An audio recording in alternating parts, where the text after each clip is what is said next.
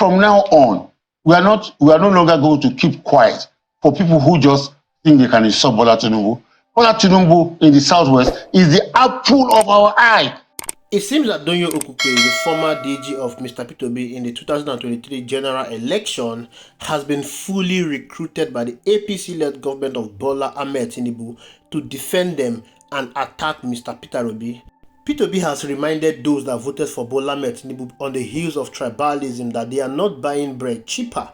And Doyin Okupe has said that Mr. P2B is wrong for making that statement, and he is currently on Channels Television right now defending Bola Ahmed Tinubu. He's equally blasting Mr. P2B over the comment he made. Whatever the federal government has on Doyin Okupe is very strong for him to turn against one man he believes so much, one man he supported in the 2023 general election.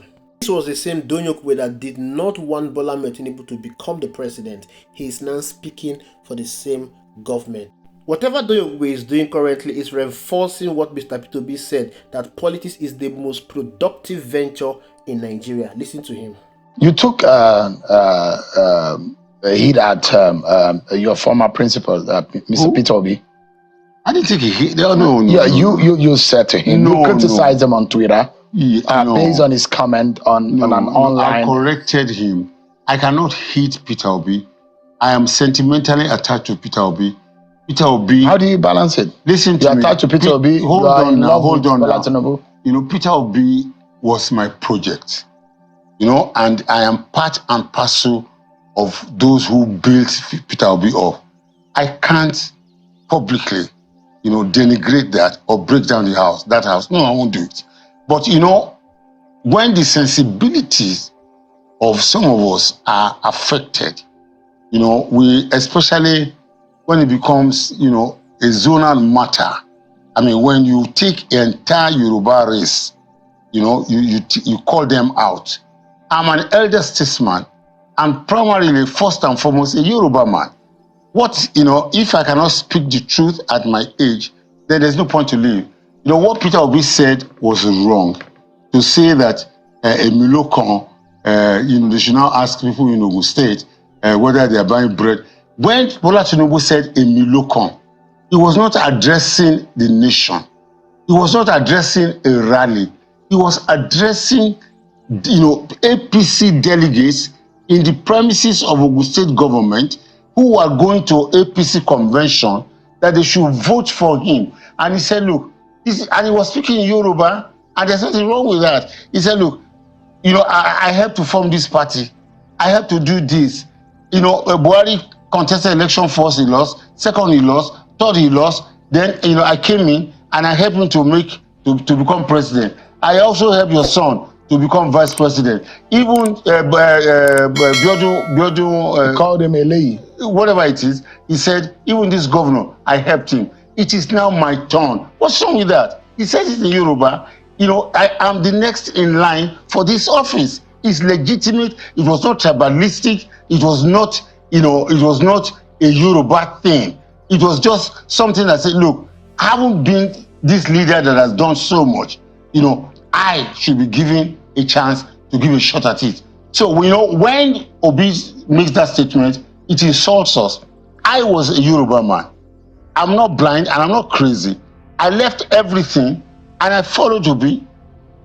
Baba Obasanjo, for the first time in his political career, left his circle of influence. Babangida, Abdul Salam, Tiwa Danjuma and co, and he deviated for once and, came to support Obi. Do you regret do you regret supporting Peter Obi? I don't, because... Would you do it again? If, they say that there's a problem, I cannot do it again. You know why? Because the reason why I did it was that what we agreed was that a southern president must emerge.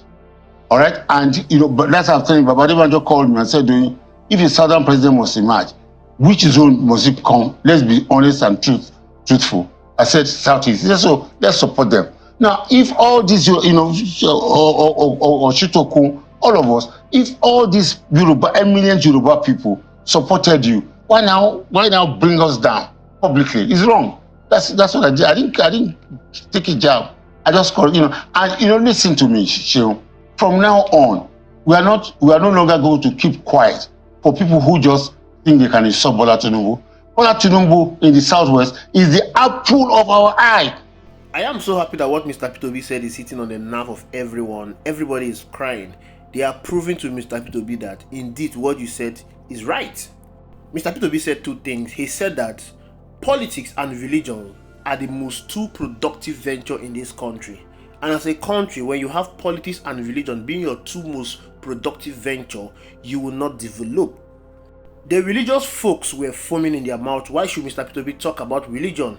Why will he say that he's going to turn night vigil into night shift? I mean, we all know how sentimentally attached Nigerians are with their religion. You can do anything to them. You can make them go hungry. You can intimidate them. You can chain them. You can enslave them. But don't touch their religion. That is who an average Nigerian is. Anytime you want to do anything that will touch or affect his or her religion, that is when you have done everything wrong to an average Nigerian. For instance, an average Muslim, you can introduce insecurity in the north. You can use insecurity to rape the women in the north. You can use insecurity to kill thousands of persons. You can take education away from them. You can give them poverty. You can give them hunger.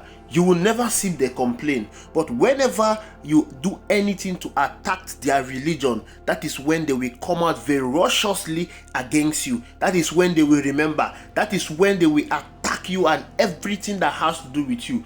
Religion is their life. And an average Christian, for instance, you can go on and murder thousands of Christians in the north. You can go to the church and kill people that are worshiping God. You can do everything to them. You can even attack God. You can use their religion to catch cruise. They will even join you in catching the cruise. But when you say anything against their pastors, that is where you draw the line. They will attack you. They will do everything against you. As a matter of fact, an average Christian these days is turning to an extremist unknowingly to them. That is why religion is so productive in our country. In those days, when our young men were out of school, they were simply engaged in productive venture. They secured jobs, they built their business for themselves, but look at what is happening today. Most of them are becoming pastors. They are opening churches everywhere, being called Daddy G.O. That's the easy route for them to make money. Nobody wants to work anymore. Aside religion, another most productive venture in this country is politics. Our young men and women don't want to engage themselves anymore in productive venture. They don't want to work. They don't want to own businesses. They don't want to build their company. Majority of them, all they want to do is to position themselves to have access to power, to hold political offices. They want to become essay to the president, essay to the governors, essay to the senators, essay to a local government chairman, essay to a councillor. Even in our universities today, they play politics. They will be shouting, former this, former that. Somebody will be in school for 8 years because he's answering a comrade. A comrade that will decide who emerge as the SUG president or any political offices in school. And most of them position themselves to work for politicians.